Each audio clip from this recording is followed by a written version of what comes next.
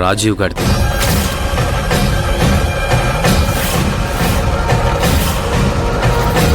రాజీవ్ రక్తం ఏంట్రా? అది నీ చేతికి ఎలా అంటుంది? వాడికి ఏమైంది? వాడికి బుద్ధి చెప్పాను నానమ్మా. ఎంత వద్దని చెప్పినా జ్యోతి జ్యోతి అంటూ వర్ష వెంటపడి విసిగిస్తున్నాడు. ఈరోజు ఏకంగా వర్ష చేయి పట్టుకుని పెద్ద తప్పే చేశాడు.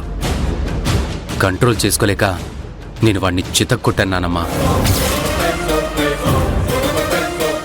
మంచి పని చేసావురా, లేదంటే వాడు మాటలతో చెప్తుంటే వినేలా లేడు. ఎందుకురా రామరాజు నా మనవడిని కొట్టావు?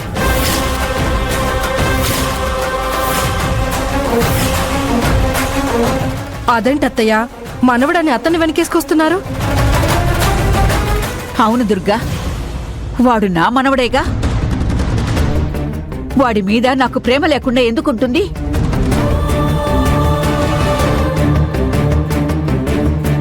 ఇన్నేళ్ల తర్వాత వచ్చాడని కోపం ఉంది, కాదన్నో. కాని వాడు నా కొడుక్కి కొడుకు. వాడు పుట్టాక వాణ్ణి నా ఒళ్ళో కూర్చోపెట్టుకోలేకపోయాను, ఎత్తుకుని ముద్దు చేయలేకపోయాను. అందుకే రాజు మీద కోపం తప్ప నా మనవడి మీద నాకెందుకు ప్రేమ ఉండదు? వాడి స్థానం నా గుండెల్లో ఎప్పటికీ పదిలంగానే ఉంటుంది. వాడికిప్పుడు ఎలా ఉంది రామరాజు? ఏమో నానమ్మా, నాకు తెలీదు. వర్ష హాస్పిటల్కి తీసుకెళ్ళింది. ఒరే, ఒక మనిషి మీద చేయి చేసుకోవడమే తప్పు. నువ్వు ఏకంగా నా మనవడి మీదే చేయి చేసుకున్నావు. మాటలతో చెప్తే సరిపోయేది కదా, కొట్టి తప్పు చేసావురా. ఈ పెద్దావిడేంటి సడన్ గా ఇలా ఎదురు తిరిగి రాజు మీద ప్రేమ చూపిస్తుంది? ఇంతకీ వాణ్ణి ఏ హాస్పిటల్కి తీసుకెళ్ళింది వర్ష? నాకు తెలీదు నానమ్మా. సరే, పద హాస్పిటల్కి వెళదాం. నేను రాను. నేను వాడి మొహమే చూడను. మరీ మూర్ఖంగా ప్రవర్తించకురా. నేను వెంటనే రాజీవ్ని చూడాలి. వర్షాకి ఫోన్ చేసి ఏ హాస్పిటల్లో అడగాలి.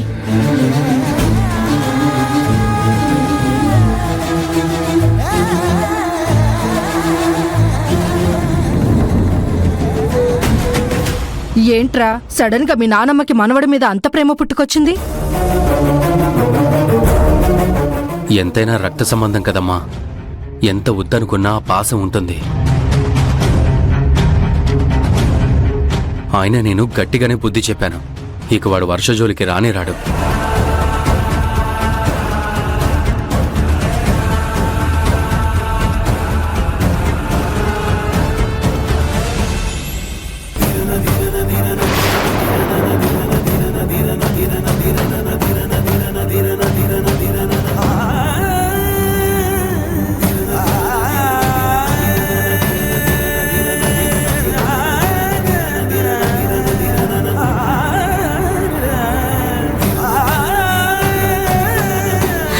మేడం, గార్డియన్ మీరే కదా?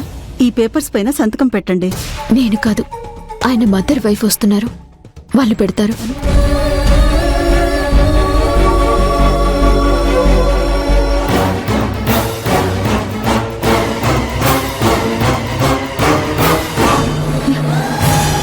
వర్ష, ఏమైంది వర్ష? నా రాజీవ్కి ఏమైంది? చెప్తానత్తయ్య, ముందు ఈ ఫామ్ మీద సంతకం పెట్టండి. నేను చేస్తాను.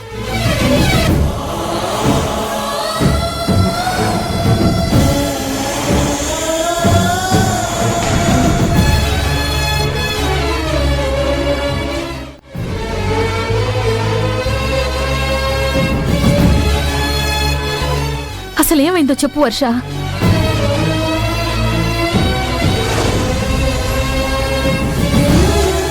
చెయ్యి వదలరా. నా వర్ష జోలికి రావద్దని ఎన్నిసార్లు చెప్పాను. రామరాజు,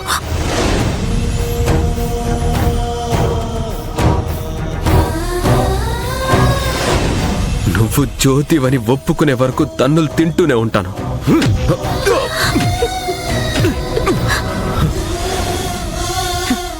రామరాజు నా కొడుకుని రక్తం వచ్చేట్టు కొడతాడా? వాడికెంత ధైర్యం, వాడంతా చూస్తాను నేను. డాక్టర్, మా అబ్బాయికి ఎలా ఉంది? తనకి చాలా బ్లడ్ లాస్ అయ్యింది. తనకు వెంటనే బ్లడ్ ఎక్కించాలి. నాది same blood group doctor. Blood నేను ఇస్తాను. అయితే మీరు నాతో పాటు రండమ్మా.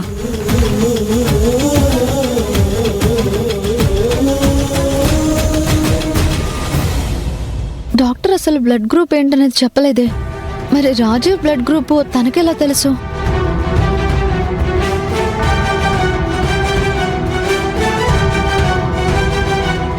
మాధవి, రాజీవ్కి ఎలా ఉంది మాధవి? చాటుగా చెయ్యాల్సిందంతా చేసి ఇప్పుడు నా కొడుకు బతికున్నాడా చచ్చిపోయాడా అని చూద్దామని వచ్చారా? ఎందుకు మాధవి అలా మాట్లాడుతున్నా? ముందు నేను నా మనవణ్ణి చూడాలి. ఆగండి. ఆస్తి రిజిస్ట్రేషన్ జరగకుండా నేను కోర్టు నుంచి స్టే ఆర్డర్ తెచ్చానని మీ పంతం నెగ్గించుకోవడానికి నా కొడుకుని అడ్డు తొలగించుకోవాలని రామరాజు చేత కొట్టించారు. నువ్వు మాట్లాడేదానికి ఏమైనా అర్థం ఉందా మాధవి? నా మనవని నేనెందుకు కొట్టిస్తాను? మీరే కొట్టించారు. మీరు చెప్పబట్టే ఆ రామరాజు రక్తం వచ్చేలా రాజీవ్ని కొట్టాడు. మీరు చెప్పకపోతే వాడెందుకంతకు తెగిస్తాడు?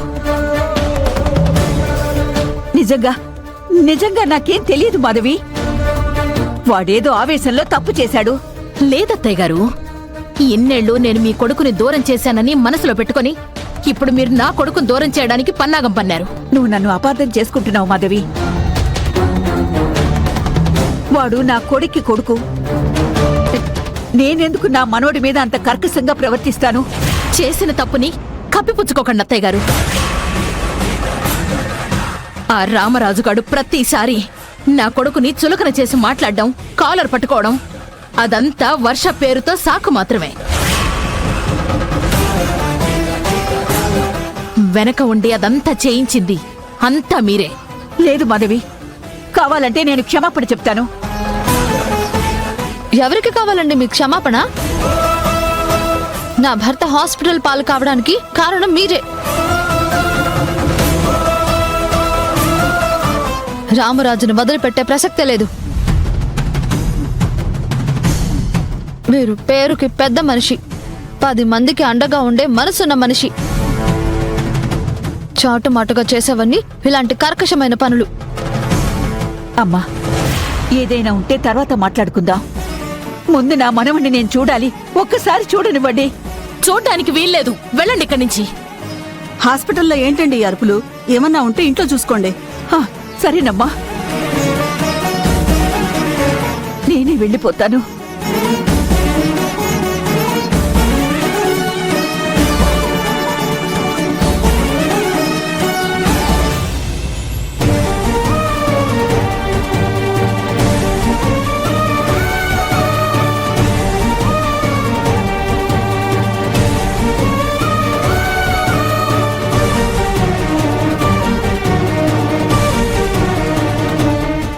క్షమించు దొరబాబు. నేనున్న పరిస్థితి, నా మౌనమే నీకే గతి పట్టించింది.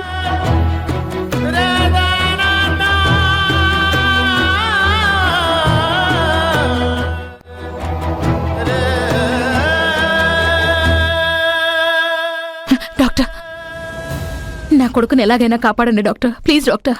మీరేం టెన్షన్ పడకండి. తప్పకుండా మంచి ట్రీట్మెంట్ చేస్తాం.